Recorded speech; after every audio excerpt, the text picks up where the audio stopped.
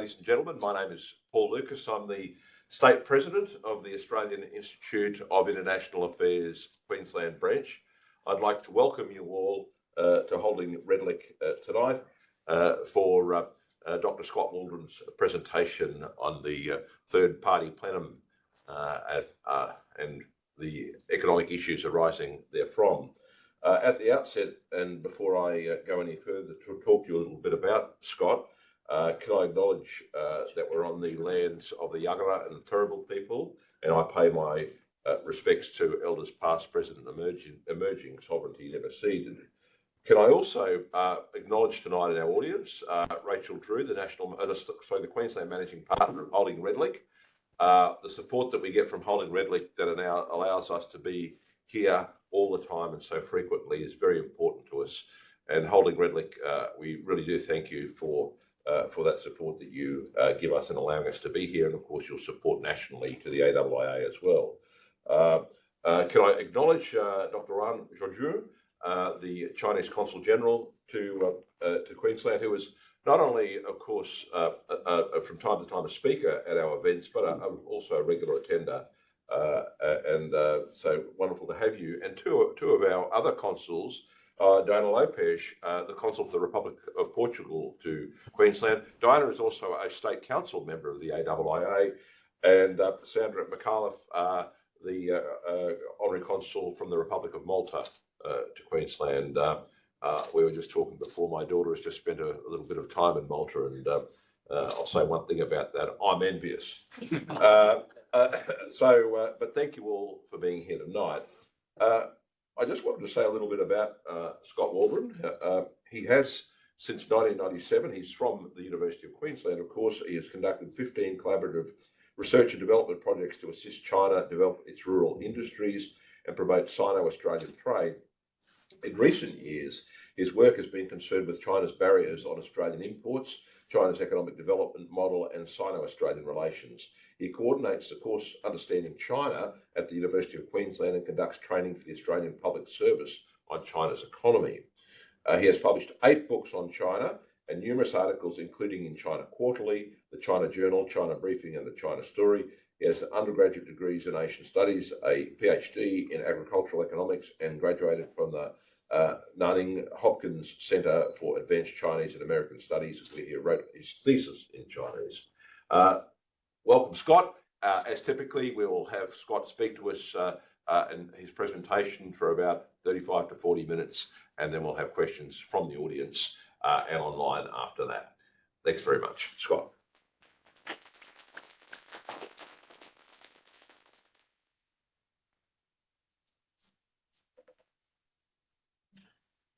All right. Well, very good. Thanks very much, Paul, and thanks to the AIIA for the kind invitation to come and talk. Thanks, Ben, for the smooth organisation.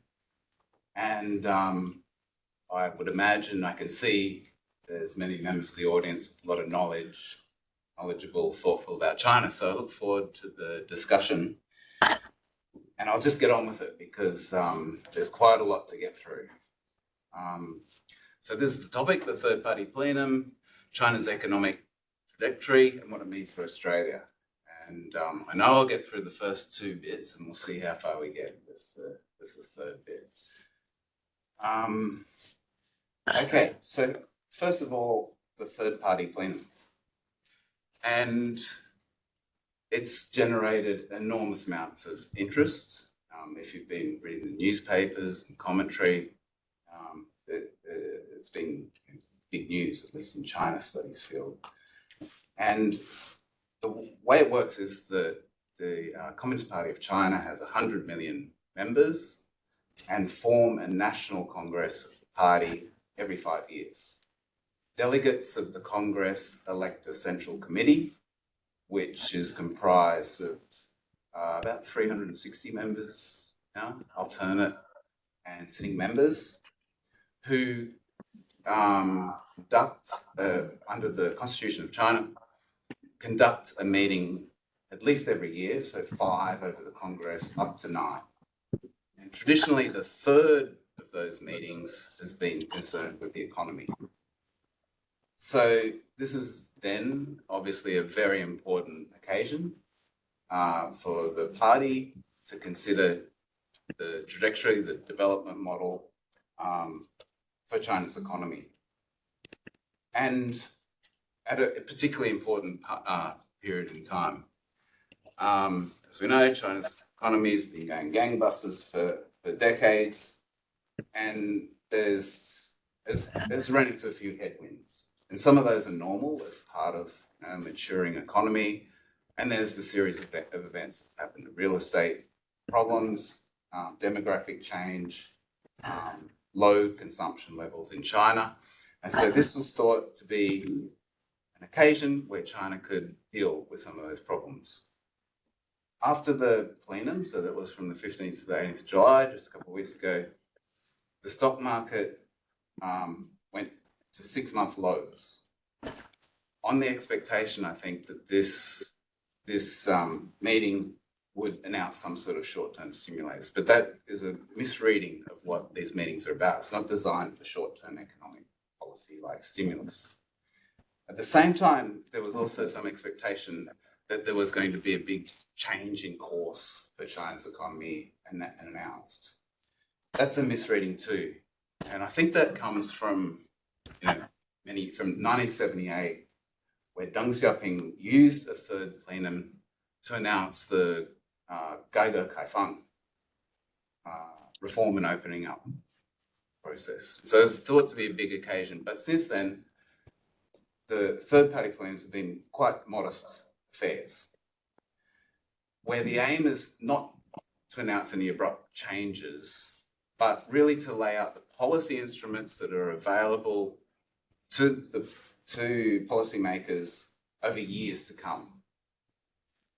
And China economic policy in China has been marked by incremental sort of changes anyway. So I see that as a continuation here now. And furthermore, the other reason why there was no abrupt change from this third-party plenum was because my reading of it is that China, and particularly the Xi regime, and I say Xi regime because Xi Jinping was apparently involved in drafting many of the points in the plenum and is the head of the Central Economic and Finance Committee. Nearly, you could say Xi Jinping is the chief economist of China. Believes that China, despite all the headwinds, is essentially on the right path, right? And the idea then is to adhere more closely to that path. So that's the overall sort of interpretation, and this is the name that was given to the meeting. This 进一步全面深化改革推进中国式现代化. This mouthful that we get here, but I guarantee that weeks and months and years gone into formulating a name like this. It's laden with meaning, which we don't have too much time to go in here, but I'm going to pull out some of the words. Comprehensive, it's very comprehensive. It covers everything. The vast landscape that is the Chinese economy broadly defined. So you can see some of the components of that here, which and then there are a series of documents. There's an explanation, decision, right, or resolution, and then a series of notes that form the outcomes from the meeting. The resolution contains these 15 parts that are listed there, and up to 300 different policy measures. It's enormous, the ground that it covers. But to save you all the time of going through those 40,000 characters, I've come up with a simplified sort of version, I guess, way to get your head around what it contains. Reform is nearly mentioned in every third-party plenum, and it used to mean that reform and opening up from the Deng Xiaoping area, but it's now really means change. And that can mean modernization or increased discipline or, for example, deepening defense and military reform. That's what they mean by reform. And over the Xi era, we've seen a centralization, I guess, of decision-making power, right, rather than liberalization, decentralization. But the document in several sections seeks to reassure foreign investors and the private sector that it has a place in the Chinese economy, not decisive necessarily, which is the language from previous theorems, but a place. And skipping most of those sort of sections, I just want to pick up on the important ones economically. And I'm an economist, so I think in supply and demand a lot. And these are what I would describe as demand-side policies. Policies that improve the social welfare of the people, so that's one of the parts there. 6, urban rural development. Oh, sorry, that was 11. Urban rural development. 6, fiscal reform. And these are listed and discussed. So it forms quite a big part of the document, which is significant. So that's what we describe as demand-side policies that aim to increase social welfare and consumption within China. So that's one of what are called demand-side policies. There's also another bucket of policies that could be described as supply-side policies. So you can see them there. Promoting high-quality economic development, supporting all-round innovation, modernising national security and capacity. And that, I guess, is the core of what China talks about when it means modernisation. So those two aspects, and we're going to elaborate on that as a framework to discuss what's happening in China's economy and supply side. And the other sort of notable part, I have a colleague who did keyword searches, counts on the document, and found compared to 2013, which was the first third-party Plenum when Xi came to power, there are fewer mentions of words like reform, economy, democracy, more mentions of security, national defence and risk, and education as part of the innovation program. So there's some of the features of the Plenum that I'm going to use. Like, this is an edict, right? These come out of a party meeting with a group of party members and bureaucrats. It forms a document. Now I'm going to cross-check that information with other data that comes from other edicts, that comes from statistics, and come from analysis of the structures in the economy. And this is an important structure. An expenditure side approach to an economy, any economy. And most economies work, you know how they work, right? There's consumers, you and I, households, there's government that consumes goods and services, and then there's actors in society that produce those goods and services based on the investment that they have. And the balance between that consumption and investment equals trade. So if consumption is higher than investment, there'll be imports. After all that activity occurs, then GDP is measured. It's a measure of what happens in the economy. So that's the normal sort of expenditure side to an economy. And this is the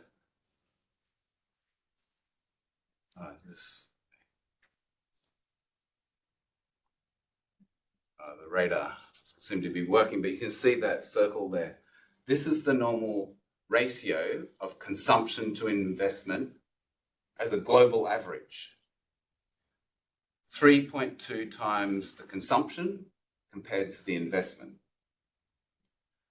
That's a global average. And you can see China's ratio is nearly 2.5 times lower than that. It's nearly 50-50, 1.3 units of consumption compared to 1 of investment. A massive imbalance in China's economy that's long been acknowledged. Wen Jiabao talked about in 2007, imbalance in the economy, and this model has just developed over time. It's not new, and it's not particular to China. Other countries, Russia in the 30s, Brazil in the 60s, Japan, 60s, 70s, had the same sort of balance. So we have this very low levels of household consumption in China. And there's a number of reasons for that we can go into. But most importantly, low consumption is a result of high savings, right? If you're saving money, you're not using it to consume things. And an important aspect of that further is precautionary savings. And when I talk to, especially my students about it, they say, okay, China's long background, in central planning, it was undeveloped. The older generation just save a lot of money. They don't want to waste their money in consumption, right? Which is fair enough. Younger consumers are different. And I think that's right. But there's also this aspect because the Chinese social welfare system is undeveloped, that households save money for when granny gets sick, or they've got to educate their kids or whatever. So there's a very high savings rate in China that goes into the banking system that is available for investment. And that investment is taken up at a very enormous rate, like very high savings rate, very high investment rate. And over most of this period, the investment has been funneled into 2 things. One is infrastructure and the other is real estate. Because both of those were undersupplied in the past, right? China didn't have very good infrastructure going into the reform era and could build these massive roads that connected large areas of land, or small country roads that meant that rural households could sell their products. And so there were huge gains from that, efficiencies from that process. At the same time, China's population was obviously growing very quickly. There was this historically enormous movement of rural people to urban areas. So there's this huge demand for housing, and money was channeled into the real estate sector. So that really accounts for much of the extremely high growth over the first 30 years of reform until about 2010, 11, until those sectors were oversupplied. There's only so many roads you need. We've all seen photos of highways not being used, or buildings, cities that aren't being used. The returns to infrastructure and real estate declined. And that's from about 2010, 11 is where the economy growth in China started to decline over that period. And at the same time, the investment for especially infrastructure was done by local government financing vehicles that incurred enormous debts in doing that. So we see this very large increase in local government debt. And so, and there's this additional element. Remember, we were talking up here in this corner about how the GDP growth can be seen as a measure of economic growth. Well, in China, things work a little bit differently because GDP targets are nearly an input into the economy. Central government sets GDP targets, local government then scramble to meet those targets, to meet their targets to improve their chances of promotion, and that happens mainly through investment in real estate. And as we know, China, over this period, China's also engaged in a massive upscaling of labour-intensive export-oriented growth. Now, this is the growth model that China's traditionally used, and returns are diminishing, so China needs a new growth model. Needs to find new ways to generate growth. And there are various options to do that. And I'm just going to look here at the demand side. So we're talking about consumption. And it's nearly mainstream sort of thought in China now that to increase consumption and reduce savings, there has to be improvements in the social security system, right? To rebalance the economy, to increase birth rates, right? Aging populations, so increased demand for health and medical services, etc., for an aging population, and that those services sector are like health, education, really labour intensive, so that can help with employment problems that China's, especially youth unemployment, right? But to do that, there needs to be fiscal reform in China, and there needs to be the tax payments to be able to pay for those increased social services. And that's the real challenge that China faces now. And I'm just conscious of time here. I'm going to go, well, actually, I'm not going to go through this. There's too much to it. Suffice it to say that China has made enormous gains in developing its social welfare system over the reform era, but roughly half of Chinese workers aren't really covered adequately, migrant workers, because mainly rural people work in urban areas, but the urban areas don't want to pay for they want labour, right? But not to pay the social services. And that's changing a lot. That's a big area of sort of reform in China. There's enormous gains for China to be able to sort that system out. Social service levels in China are low. So that's a historical comparison.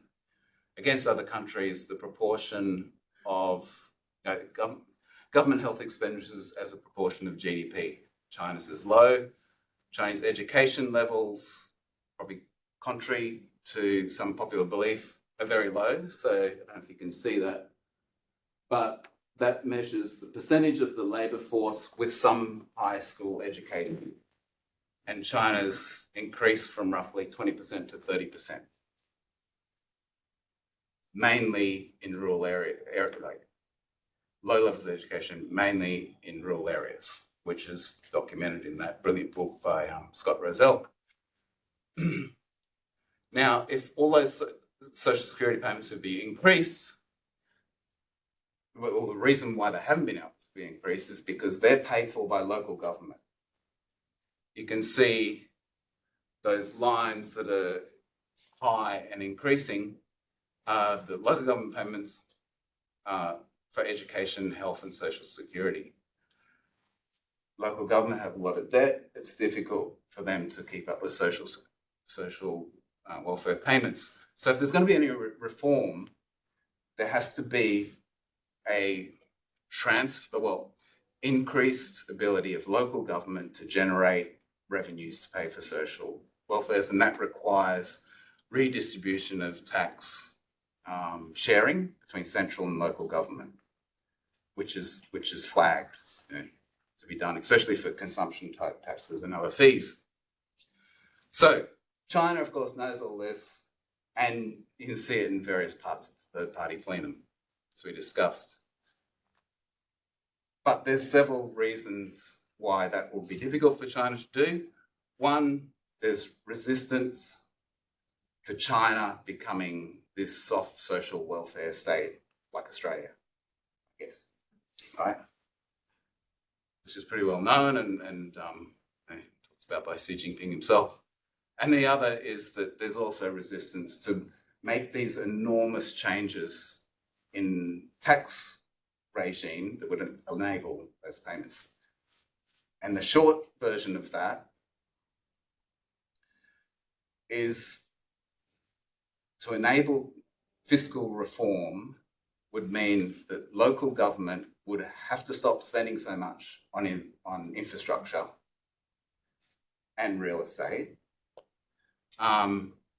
possibly sell off their state-owned enterprises to draw down debt so that they have money to pay for more social services that would be transferred to the household sector, right? And that is enormously politically difficult to do. You're talking about the elites in society, local government officials state-owned enterprises that are expected to give up their power for a transfer to households. So politically, this is difficult. I mean, it's not as if China doesn't want to do that, they take these big reforms, but it's politically difficult. So that's on the demand side. On the supply side, as we're talking about, declining returns from these traditional sectors, and China now needs to invest in sectors with higher returns, right? And the answer is to move from low value, production industry into high value production. And I mean, this has been signaled for years. And we know it's a strategy that China's important part of China's overall economic development strategy, and it's signaled in the third plenum in numerous places. And this is some of the data that shows that. This is People's Bank of China lending, firstly to the growth in lending, firstly for the real estate sector, which is the blue line, which is declining, and to the manufacturing sector, which is the orange line. So that is obviously an important part of China's economic development strategy, which aligns. So we're talking about the macroeconomy really now. Now we're going to talk more specifically about industry policy. China uses this proactive type of industry policy that has traditionally been used by every country ever, but especially well known, Japan, Taiwan, Singapore, South Korea, Northeast Asia, which were able to catch up through proactive industry policy and coordination between different parts of society. China started doing that with similar objectives, industrialization, growth, and so on. But at least it's a good 15 years, certainly since 2020, a change in the objectives of industry policy, not just to industrialization and growth, but to securitization, right? And that's what Barry Norton and his colleagues are talking about. From 2020, Chinese industry policy is talking about, comprehensive national security, mastering choke point technologies. It doesn't want to be cut off from key technologies from the US countries, so it has to develop those domestically. And using this enormous sort of capacity that the government and society have to do big feats, right? That's where industry policy is going. And it's been a long-running sort of program under different forms, different names, the most important being 中国制造. So it's a Made in China 2025. It's been made in China at an enormous scale. So as I said, every country does industry policy. China just does it bigger than anyone else. And that's some of the data that shows the scale of investment in different forms in Chinese industry policy. And okay, so I think what we were talking about in the case of the newly industrialized economies in Northeast Asia, the idea was to leapfrog. So this model of flying, geese fly in a formation, there's one at the front and everyone follows. The idea is to get up the front, global value chain upgrading through improved technologies and higher value industries development. And China's done that. So there was a new Chinese aircraft that was released the other day. It's certainly done that in new, known as green technologies, so battery solar EVs, we know all about, and then looking then to like next generation technologies that are listed there, biomanufacturing, tech, and so on. Moving up the flying geese model. But, and this is like, which seems logical, right? That's like normal sort of case of development. And I think it is. I mean, it's perfectly normal and natural for China to want to do that. It's a sound strategy. The problem is that those high-tech industries sound not sexy, but they only really account for a small part of the overall economy, 15%. You need the workers to be able to work in those industries. And as we saw, education levels, especially in rural areas, broad-based education levels are low. So there are real constraints to which this can become the lead part of China's economic development strategy. And China, of course, knows this, right? Doesn't want to give up, doesn't want to move up the flying geese model and leave the traditional models behind, because that would lead to deindustrialization. And China needs all those traditional industries, solve problems of migrant workers, local government revenues, regional quality, and so on. So we have this first establish, then break. Was it? Xian Li Ho Ho. Establish like broad-based, high-value industries before you break all those low-value industries to form what is known as complete or comprehensive industrial chains. So this has caused all sorts of problems, at least, especially, I would say, in relations between the US and China. Aggressive industry policy has led to overcapacity for a whole range of industries, and that is what is measured here. I mean, this has always been a problem, that overcapacity industries, large inventories that are growing, right? And then what the US and other countries are saying is that then that is dumped on its export markets. And so that's been all over the papers for at least a year now, right? It's a very controversial, big issue. China has responded forcefully to that, saying it's not how it works for a whole heap of reasons, some of which make sense. And there's others in China to say, okay, we have to take this criticism seriously because it's going to lead to trade friction. And this problem, I think, was acknowledged in the third-party plenum too, especially with the idea of building a unified market. So that's, okay, this is about ownership, but we don't have time to go into that.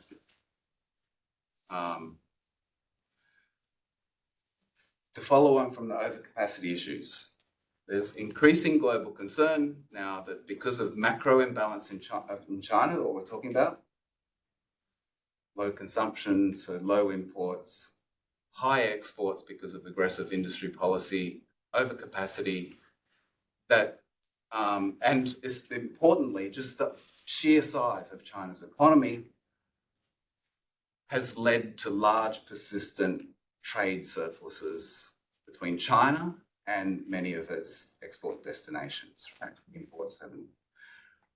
And there was a trade review of China with the WTO in the same week of the plenum, actually, and that was the nature of the statements of many, especially the EU and the US. And so this is causing friction, right? Problems internationally. In the developed world, the US doesn't want to be flooded with Chinese imports because of deindustrialization, has taken retaliatory measures, especially tariffs on the imports of a whole heap of products. EU recently started an investigation into the import of Chinese EVs. And it's not just the developed world, right? The developing world too. There's been a big increase in anti-dumping cases against China for a whole range of industries. Again, because of deindustrialization. To have broad-based global development has to be based on industry, manufacturing. Agriculture doesn't do it, services don't do it. And so there's this increasing concern, broad-based concern about China's economic development and the trade implications of that, including Australia, by the way, but skip over that. China's response, including recently, as in 2 weeks ago, is that China complies with WTO rules, that it's competed successfully on the basis of comparative advantage, using a different economic model, and that it's being discriminated against by China, especially by the US. And it's seen as an attempt to upend China's efforts to reshape global chain and to contain China. That deglobalization, this idea, is actually de-Chinization, if that's a word. And you see these statements coming out of China all the time. The most recent one, third-party Plenum, said, intensing international cooperation, external efforts to suppress and contain China. And then, of course, China responds to that by seeking to have more domestic production, to being less exposed to frictions in international trade, like it's a two-way process. See? And there's another quote to the same effect. So this is the era that we're entering into. Potentially a very dangerous era, deglobalization and frictions in trade that can lead to other types of conflict, right? Which this paper talks about. Okay, I'm not going to go into this because there's too much detail, but I will skip to the implications for Australia. Now, what we've been talking about so far on the trade conflict side of things is really between countries which have a large trade deficit with China. So US, EU, parts of the developing world, right?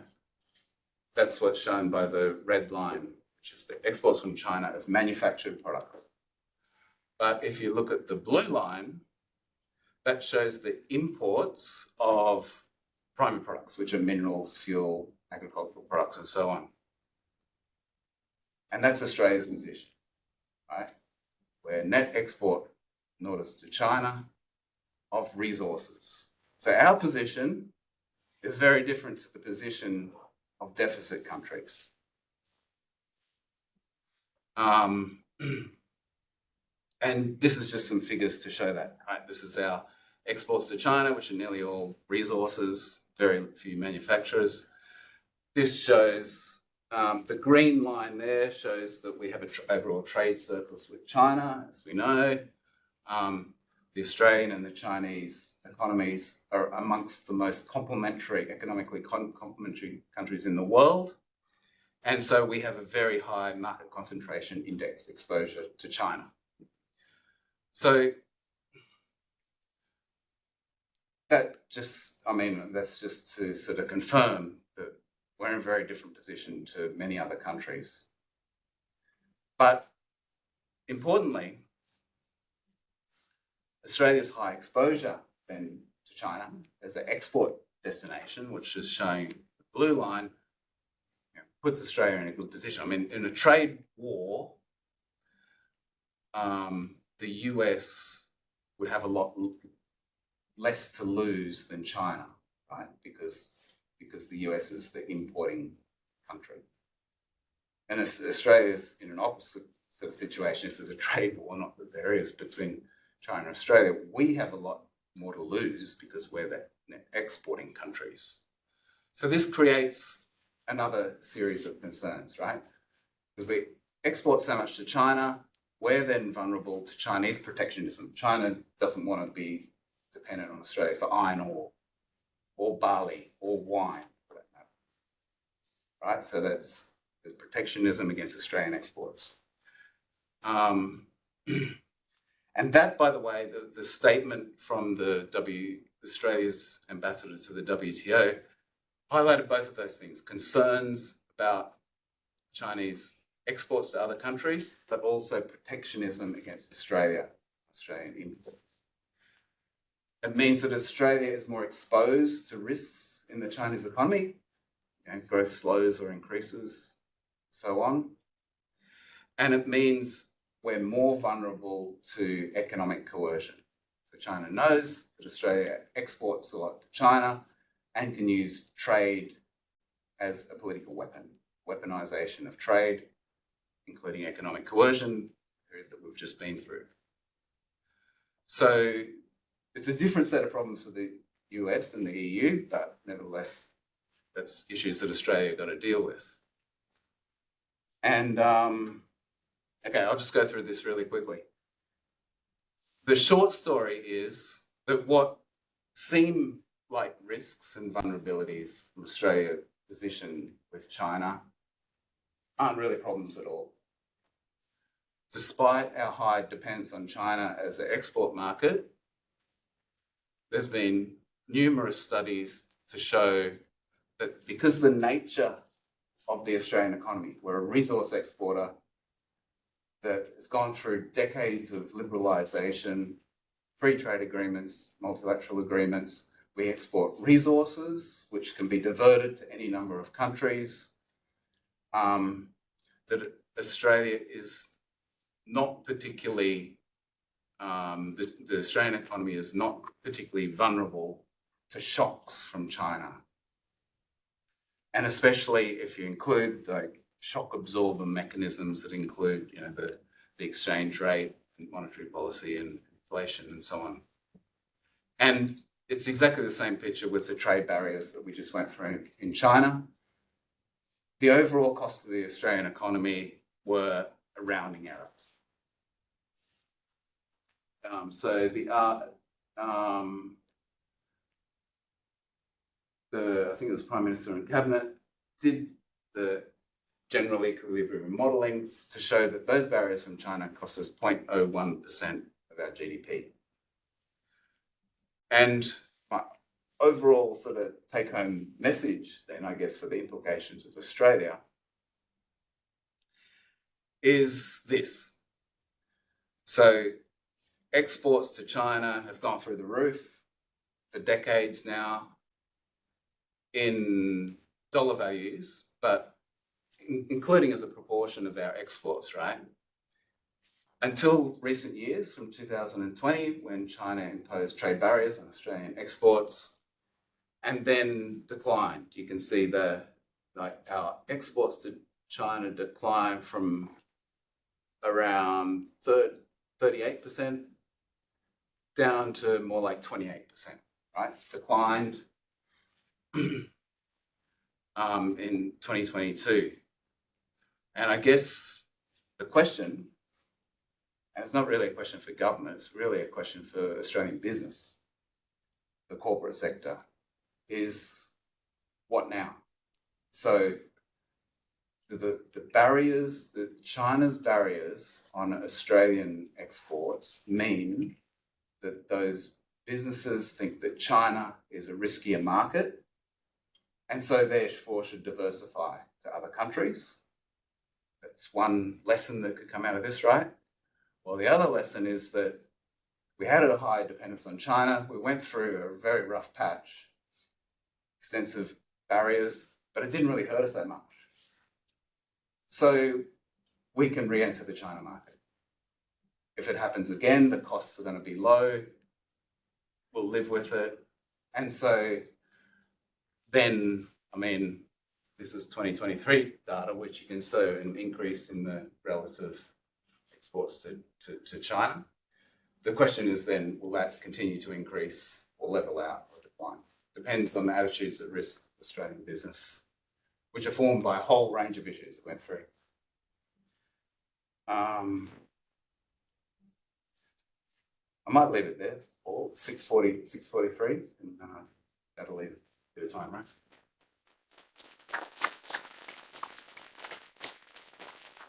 It was really interesting, especially the take-home point that you mentioned.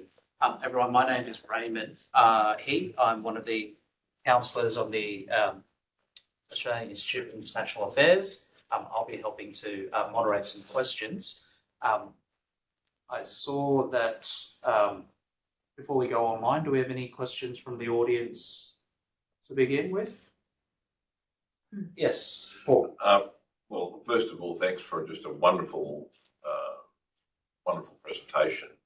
I suppose my question is this, that China has been incredibly successful in lifting hundreds of millions of people out of poverty into a middle class. And people say that the social compact that allows the Chinese Communist Party to continue to govern is based upon that. In the Financial Review today, they spoke as you have tonight, about issues with bond yields, property prices, problems in the share market, and the like. What are the actual actions that the Chinese government needs to take to, it's fine to be exporting things or whatever, but just like in Australia, are there grassroots issues that make a difference to the standard of living of your average person in China who is feeling that pinch of that vacant housing?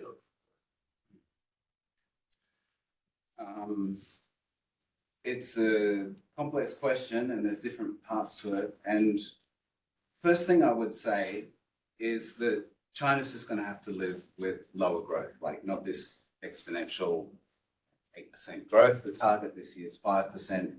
It's coming a bit lower than expectations. And so there's going to be less income growth and less employment, I guess, from that. And all the signals from the party is that that's okay. That can be expected. We prefer to have lower growth levels, but higher quality growth, right? Not this big booming economy based on sort of real estate. And so I think China's happy to live with those lower growth levels. And then part of your question is how then that affects the average person. And I mean, it depends because China has quite high inequality problems, right? So the average sort of rich person is going to be able to ride that out. The lower, lower income strata is going to be more difficult. And including for the younger generation, I think. I mean, it can be difficult to get a job if you're a young person, even if you're well trained. It's very difficult to buy a house or an apartment now, even with reducing prices. They have this burden of having to look after their parents and grandparents, like there's the one-child generation, right, that has to look after 4 different elderly people. So all their resources are going into that housing and to look out with fewer job prospects. So, I mean, for the younger generation, things are going to get harder, for sure. But I don't think that's a deal breaker. That's not something that's going to break the compact in the people, I don't think.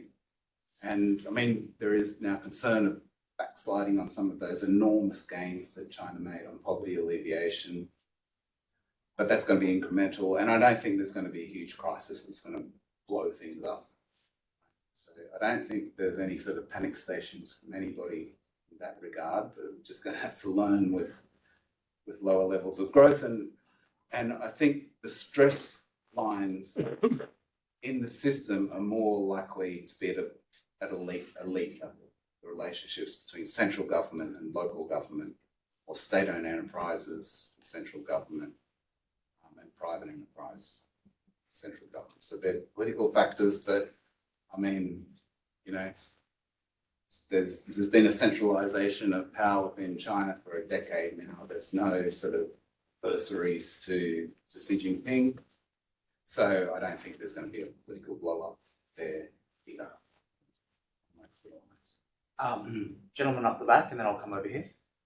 I'm just wondering, the Plenum communique was outlined what they call structural reforms, that somebody's structural reforms in one country may not be somebody else's structural reforms in another country. So I'm just wondering, there's been articles in the People's Daily which have they've been different to what we would call a structural reform. Do you think that the plenum meeting and the communique focuses enough on those structural reforms and what it actually means? Structural 结构性软化, that structural reforms. And you're right, that can be interpreted in a lot of different ways. And I guess that sort of model that I have up there, that assumption and investment, is what I would call structural major structural reform. But I know in other areas, I mean, in agriculture, for example, China talks about this structural reform from grain, feed grains to livestock, changing the structures of an economy. Or it can mean change in the structure of industry. You know, that's something up there, a bird cage economy. That as long as listed in China, there's the birds in this, and this has been used for decades since the 50s. Chen Yun, Mao Zedong, debates about the nature of the Chinese economy, and the birds are the market, right? That exists within a cage. That is the plan. And so there's this relationship then between the market and the plan, private sector and the government and the party state. And there's changes then in that relationship. Or there can be a change in what they call swapping the birds over, out with the old industries and with the new high-tech industries. That's a change in structure too. So I think all those sorts of things are, structural sort of changes. It's one of these words that is used a lot and can mean a lot of different things. But I think that, so I don't think Chinese policymakers would interpret a structural change in the way that I was just talking about, this big transfer from investment towards consumption. But Chinese policymakers are nearly always talking about the need to improve social security or the need to move to higher value production of structural sort of changes. So I think that's pretty well, that's the sort of thing that's meant by structural. Yep. There was a question over here. Yeah, just you were talking about like kind of the success of Deng Xiaoping's model, the development model. Do you think other developing countries, are there any other developing countries right now that are following something similar to that model, or do you think in the future that might be possible, that we'll see more of that? I mean, that investment-led model that we just sort of talked about for China has been used by other countries to promote rapid industrialization, manufacturing, with varied success. I mean, led to rapid industrialization in Russia, for example, and Japan. And China, it's been enormously successful, right? Decades of growth, industrial upgrading, technological upgrading, but it gets to a point then where it's sort of used by date. And then your question about whether that model can be used by other countries, China talks about that a lot, right? Learning from China's unique development model, which is separate to mainstream Western sort of model. And I mean, I think that it's certainly getting an audience. I mean, even from the US, we've seen this increase in the use of industry policy in the US to build more factories, to put resources into infrastructure and to chips, to solar and future technologies. And all I know, in Southeast Indonesia, for example, there's a very proactive industry policy. I don't know if that was learned from China, but we see, this move towards industry policy nearly everywhere now, rather than the previous model, of globalization, where there's very specialized modes of production in particular areas that are offset by low levels of industrialization in other areas that concentrate on services and finance. They were moving away from that model, the globalization model, towards the greater use of industry policy, and China's been a major part of that. I think led that. In some ways, China's learning from the world is learning from the Chinese model. I'll just check whether there's any questions online.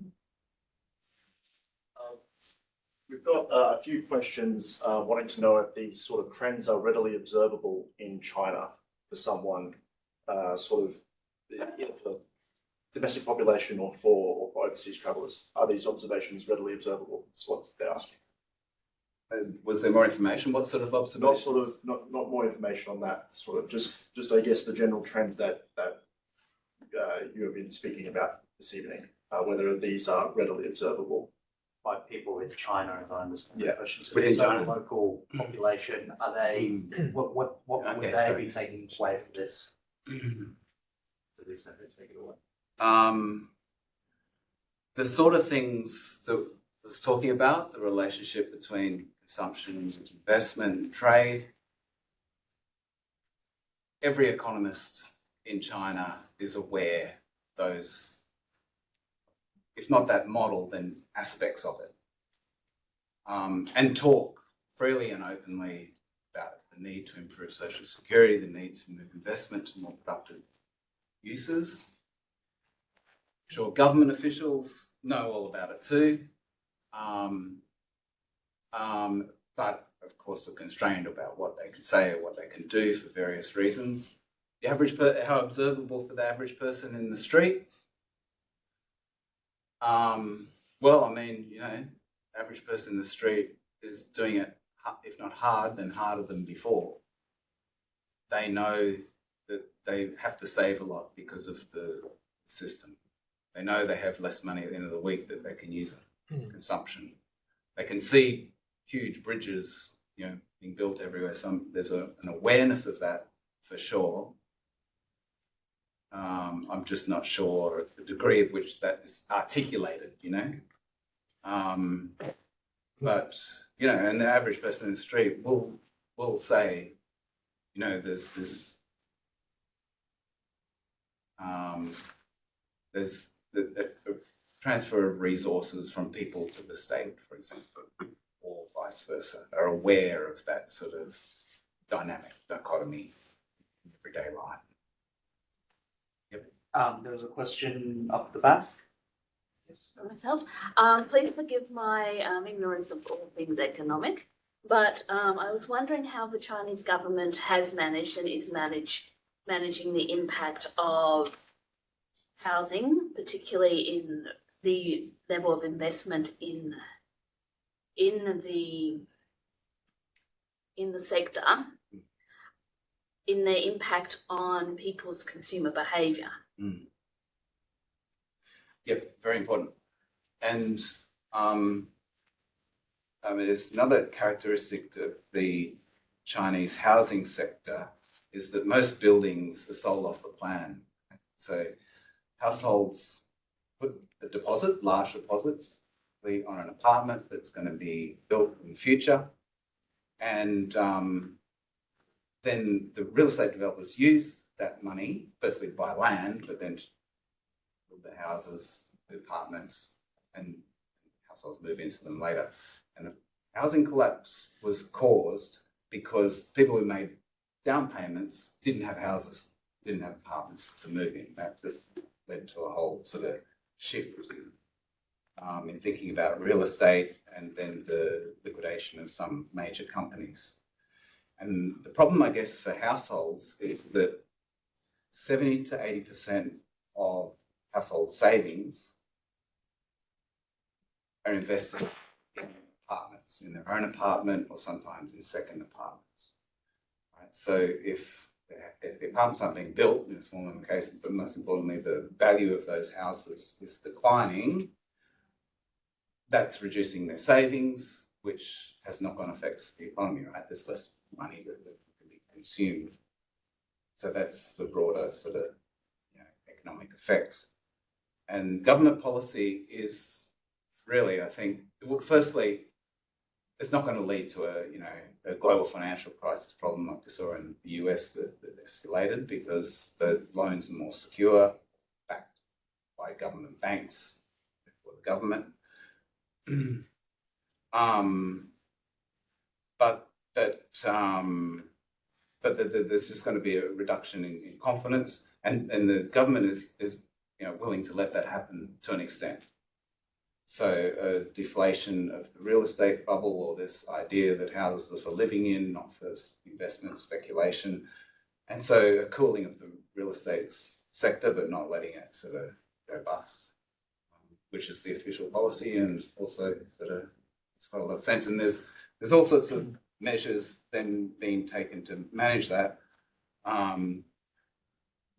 For example, for rural people who want to live in urban areas, for the government to resume to buy empty apartments or low-cost apartments and then provide them to the urban immigrants at low cost. Programs to do that, which make a lot of sense if the government can bankroll it, or bankroll the banks that bankroll it. So there are ways to sort of manage that, and then it causes a bit of friction too then for the urban owners of the apartments that have other people moving, rural people moving into their same complex, neighbours for them, that has a deflationary effect on their house prices and so on. So it's not a smooth sort of policy sort of process. I mean, these are massively difficult problems that the state has to deal with. Competing interests, and it's the way that this one is playing out, and it seems to sort of be quite sensible, really.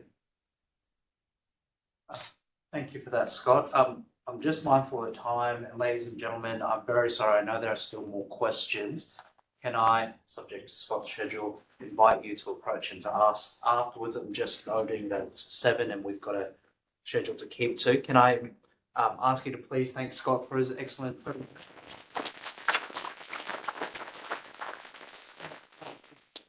You're not already a member, and I think that you are. You get your membership extended for another year gratis. So, good on you. Thank you. All right. Thank you very much, John. Thanks for those big questions. Thank you. Before I let you go very quickly, let me tell you about some events that are coming up.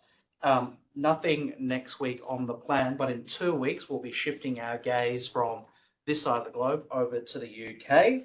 On the 13th of August, we'll have His Excellency, the Honourable George Brandis KC, former Attorney General, former High Commissioner to the United Kingdom, coming to speak to us on UK politics, from chaos to calmer waters, obviously commenting on all that's happened now that Labor has assumed government in the UK. That won't be here at Holding Redlick. We are being hosted next door over at the Atrium by UQ. The week after that, on the 20th of August, we are back here. Kindly thank you very much to Holding Redlick, where we will be hearing from Professor Alberto Posso on international migration and Australian housing prices. Is there anything behind the hype? I'll certainly be here to try to get some great tips on the bubble. And after that, we also have on the 15th of October, Power and Resistance in Taliban-ruled Afghanistan, Women, Minorities and the Diaspora, here again in Holding Redlick. We have a few more events lined up, more or less every 2 weeks between now and the end of the year. Please do keep an eye out on your emails. If you're not already a member, please sign up. And we'll also be in touch soon with our annual dinner, which is tentatively going to be in November, December. Apart from that, thank you very much for coming this evening.